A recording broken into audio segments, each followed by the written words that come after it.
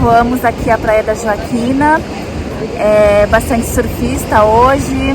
Sim. Já brincamos um pouquinho também nas dunas com a Milquinha. Tava bem legal. Agora viemos aqui nas pedras para fugir um pouquinho do vento, né? E já tá vindo a chuva também. Agora a gente vai chover da chuva não, né? Correr da chuva. Aí já correu da chuva lá no Rio Vermelho, né? Agora vai ser a segunda vez aqui. A Milka tá bem aventureira, querendo subir nas pedras. Meu Deus, sim, não para, não para. Então vamos continuar aqui o passeio de hoje, né?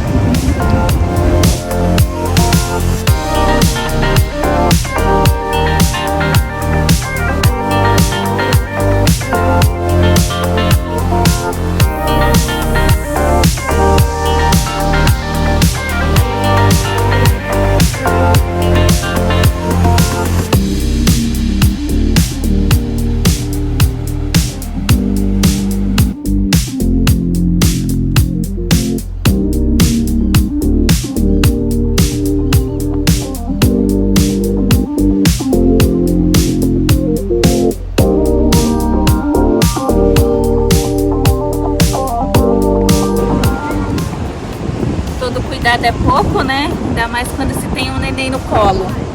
Né, neném? Né, Milquinha? Fofinha, olha né? Pai. Oi! Tá só cheirando tudo, né?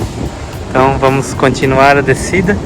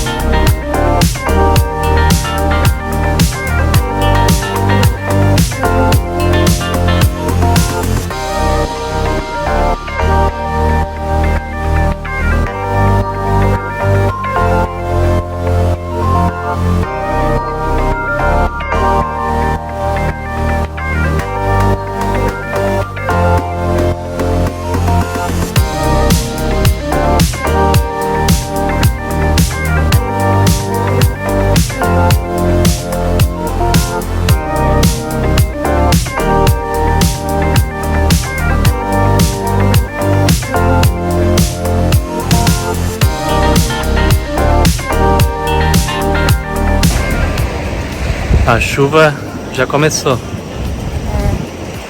Correr pro carro, porque senão vai ser o segundo banho do dia. Queria tomar um banho de mar, né? Mas tá bem gelada a água.